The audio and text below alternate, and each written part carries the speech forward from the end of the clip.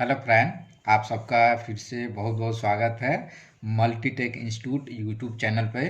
और आज जो है आपके लिए हम जो वीडियो लाए हैं वो लैपटॉप के जो मदरबोर्ड होता है वो मदरबोर्ड के बारे में हम पूरी डिटेल जानेंगे कि मदरबोर्ड जो बोर्ड में लगे होते हैं वो कौन से मदरबोर्ड होता है और उसमें कौन कौन से कंपोनेंट, कौन कौन से पोर्ट और कौन कौन से आईसी उस बोर्ड में लगा होता है। ठीक है। तो आजकल के जो भी लेटेस्ट जो बोर्ड की बात करें तो जो लेटेस्ट बोर्ड आ रहा है वो एसओसी टाइप का बोर्ड आ रहा है। एसओसी मतलब जिसमें सिंगल चिप जो है, आप देखेंगे यहाँ पे कि ये जो है वो सिंगल चिप है। यहाँ पे आप देखेंगे ये सिंगल चिप है। इस बोर्ड में अगर हम बैक साइड में देखेंगे तो इस बोर्ड में जो है आपको कहीं पे भी दूसरा कोई चिप नहीं दिखाई दे रहा है। यहाँ पे भी ये वाला जो बोर्ड आप देखेंगे इस बोर्ड में भी आपको एक सिंगल चिप है। ठीक है, जिसको ये एसओसी चिप के नाम से जानते हैं। और ये जो होता है सिस्टम ऑन चिप, इसका फुल फॉर्म होता है। और इस चिप के मतलब इसी चिप के अंदर जो है जितने भी आईसी प्लस पोर्ट कनेक्टर होता है वो सब इसी से कंट्रोल होता है। और ये इंटरनली इसके अंदर जो है प्रोसेसर होता है। और अगर हम बात करें तो इसमें अगर इस चिप के अंदर आप देखेंगे कि यहाँ पे दो जो है, यहाँ पे इंटरनली दो यहाँ पे ये सॉकेट टाइप का बना हुआ है। तो ये एक तो प्रोसेसर होता है और एक जो है इसमें पीसीए चिप होता है। एक प्रोसेसर और एक अगर एक सिंगल है तो इंटरनली इसमें जो है सिर्फ प्रोसेसर है, मतलब उसमें एसओसी जो है उसमें पीसीएच वाला चिप नहीं है। पर इसमें अगर दो ये बना हुआ है तो इसमें एक पीसीएच होता है, एक प्रोसेसर होता है। ठीक है। तो और इससे पुराना जो बोर्ड आता था उस बोर्ड में आप देखेंगे कि जैसे ये वाला बोर्ड है, ये पीसीएच वाला बोर्ड है। इसमें एक सीपीयू सॉकेट होगा और एक सिंगल चिप होगा। तो ये वाला जो बोर्ड है आप देखेंगे ये बोर्ड के अंदर जो है ये इसमें एक चिप मिलेगा, एक सॉकेट मिलेगा, जो कि ये जो है आप इस बोर्ड में आप देखेंगे थोड़ा सा ये ओल्ड हो गया। इससे ओल्ड जो बोर्ड आता था जिसमें जो है दो चिप होता था, जिसमें नॉर्थ हुई और साउथ हुई, जो कि वो अब बोर्ड जो है वो नहीं आ रहा है। ठीक है। पर आपको सब पता होना चाहिए हर एक बोर्ड के बारे में। तो मैं आपको ये बताऊंगा कि इस बोर्ड में जो है मदरबोर्ड में जो है क्या क्या लगा होता है। तो सबसे पहले हम स्टार्ट करते हैं, इसके अंदर जो भी पोर्ट होते हैं उससे ही स्टार्ट करते हैं। एसओसी वाला ही बोर्ड ले लेते हैं। सबसे पहले तो आप देखेंगे कि यहाँ पे जो पोर्ट दिया हुआ है, जैसे ये ऑडियो पोर्ट दिया हुआ है, ये ऑडियो पोर्ट जो है, ये जो पोर्ट है, ये ऑडियो पोर्ट का जो यूज है वो होता है कि इसका अगर एक्सटर्नल पे आपको माइक या स्पीकर आपको कनेक्ट करना है, हेडफोन कनेक्ट करना है। पहले दो आता था मगर अब जो है ये हेडफोन के लिए भी होता है, माइक के लिए भी एक ही कनेक्टर होता है, जो कि डायरेक्टली जो है ऑडियो आईसी से कनेक्ट होता है। अब ऑडियो आईसी अगर हम बात करें इस बोर्ड में जो है वो कहाँ पे है, तो यहाँ पे आप देखेंगे कि इसी के बगल में जो है यहाँ पे ये ऑडियो आईसी ये दिया हुआ है। ये वाला जो है ये ऑडियो आईसी है, जो कि ऑडियो पोर्ट के पास में यहाँ पे दिया हुआ है। उसके बाद से यहाँ पे देखेंगे यूएसबी पोर्ट। यूएसबी पोर्ट का पता ही है, यूएसबी पोर्ट का जो यूज होता है वो जितने भी एक्सटर्नल आजकल डिवाइस आ रहा है, चाहे यूएसबी हार्ड डिस्क हो गया, USB pen drive, USB keyboard, mouse जो है वो सब इसी में कनेक्ट होता है, जो कि ये 4 पिन का कनेक्टर होता है। और इसका डायरेक्टली कनेक्शन इस बोर्ड में इस चिप से होता है। ये जो एसओसी जो चिप है इससे डायरेक्टली आपका यूएसबी पिन का यूएसबी का कनेक्टर है, मतलब यूएसबी पिन जो है इससे डायरेक्टली कनेक्ट होता है।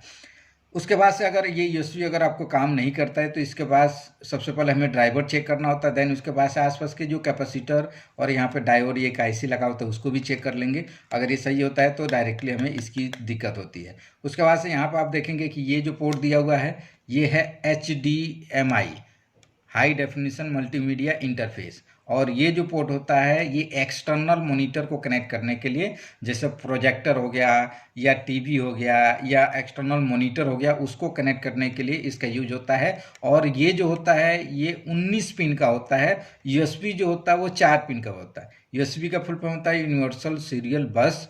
और HDMI का जो है हाई डेफिनेशन मल्टीमीडिया इंटरफेस होता है। ठीक है। तो इसका भी कनेक्शन डायरेक्टली आपका इसी चिप से कनेक्ट होता है। उसके बाद से आ गया यहाँ पर लाइन पोर्ट। अब ये जो लाइन पोर्ट होता है, इस लाइन पोर्ट का जो यूज होता है वो होता है एक्सटर्नल, मतलब जो भी अगर कंप्यूटर में हमें नेटवर्किंग, लैपटॉप में नेटवर्किंग करना है, दूसरे कंप्यूटर से हमें कनेक्टिविटी करना है या इसमें नेट एक्सेस करना है तो उसके लिए इसका यूज किया जाता है। लाइन पोर्ट इसको बोलते हैं, इथरनेट पोर्ट भी बोलते हैं।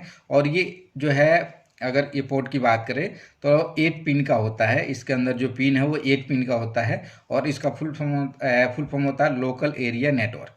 इसके पास एक चिप लगा होता है जो कि ये बूस्टर आईसी के नाम से भी जानते हैं इसको, जो कि हर एक पोर्ट के पास में आपको मिलेगा।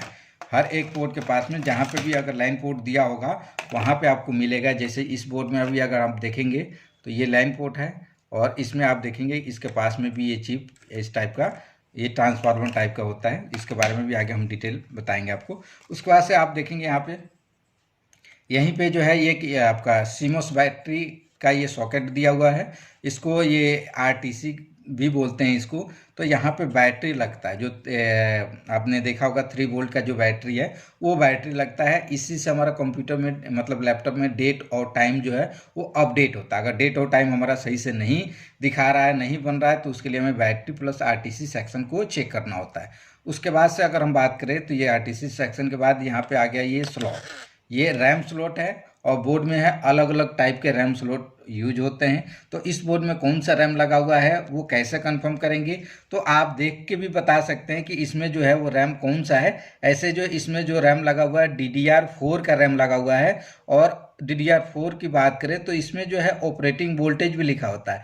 ऑपरेटिंग वोल्टेज जो है आपके पास कोई भी रैम स्लॉट हो, आप अगर उसके ऊपर देखेंगे ना तो यहाँ पे ऑपरेटिंग वोल्टेज यहाँ पे आपको लिखा होगा। ऐसे यहाँ पे अगर हम देखें तो 1.2 वोल्टेज जो है इस पे लिखा हुआ है, जो कि आपके पास जो भी बोर्ड है उस पे देख सकते हैं। ठीक है, तो ये 1.2 है, DDR4 का ये इसमें रैम लगा हुआ है। ठीक है, रैम का जो काम होता है इसमें जो है वो कंप्यूटर के अंदर अगर रैम नहीं लगा होगा लैपटॉप के अंदर तो हमारा डिस्प्ले नहीं आएगा। और रैम अगर लगा होगा और कैपेसिटी कम होगा तो सही से स्पीड नहीं आएगा, मतलब प्रॉपर स्पीड नहीं आएगा रैम की वजह से। ठीक है, उसके बाद से ये चिप के बारे में पता ही होगा कि इसके अंदर प्रोसेसर प्लस पीसीए चिप इसके अंदर इंक्लूड हो जाता है। और इसको एसओसी चिप के नाम से जानते हैं, जो कि जितने भी आपको जो लेटेस्ट बोर्ड आ रहे हैं 4th 6 7 8 9 10 जो भी जनरेशन के, वो सब यही वाला मतलब बोर्ड आ रहा है, लेटेस्ट वाला एसओसी वाला सिस्टम ऑन चिप के ये इंटरनली इसमें होता है। और अगर इसमें प्रॉब्लम आ जाती है इस चिप को तो डायरेक्टली इसकी रिवॉल्विंग करना होता है। ठीक है, उसके अलावा जो है इसमें आप देखेंगे तो यहाँ पे मेन चिप दिया हुआ है जो कि सबसे मेन चिप होता है। इसको पावर आईसी के नाम से भी जानते हैं, जो कि आप कंपनी नेम भी आप देखेंगे यहाँ पे कंपनी नेम दिखाई दे रहा होगा ENE का, ज़्यादातर ENE का होता है। 128 पिन का होता है और ये इसको बोलते हैं आईओ चिप या SIO भी बोलते हैं। ठीक है, और ये जो चिप होता है इसी आईओ के नाम से भी जानते हैं। इसका यूज होता है मदरबोर्ड को, मतलब लैपटॉप बोर्ड को ऑन करना और ऑफ करना, मतलब ऑन और ऑफ करने के लिए बोर्ड में सबसे मेन चिप जो होता है वो यही होता है। यहाँ पे आप देखेंगे ये जो कनेक्टर है इस बोर्ड के अंदर, ये कनेक्टर का जो यूज होता है वो वाईफाई के लिए, जो वाईफाई होता है लाइन मतलब वाईफाई कार्ड जो है वो कनेक्ट करने के लिए इसमें वाईफाई कार्ड लगता है, उसके लिए हो गया। और ये जो कनेक्टर है ये कीबोर्ड का कनेक्टर होता है, जो कि हम कीबोर्ड में लैपटॉप में जो कीबोर्ड लगाते हैं उसके लिए होता है। यहाँ पे आपका टच पैड का दिया हुआ है। ये हार्ड डिस्क जो है दूसरे हार्ड डिस्क मतलब इसका केबल कनेक्ट होके और हार्ड डिस्क इससे कनेक्ट होता है। उसके बाद से यहाँ पे आप देखेंगे ये जो कनेक्टर है ये है आपका बैटरी का कनेक्टर। इससे जो होगा वो हमारा जो लैपटॉप के अंदर जो बैटरी लगा होता है बड़ा वाला, जो कि 8 से लेकर 14 वोल्ट के बीच में होता है, वो कनेक्ट होने के लिए यहाँ पे यूज होता है इसका।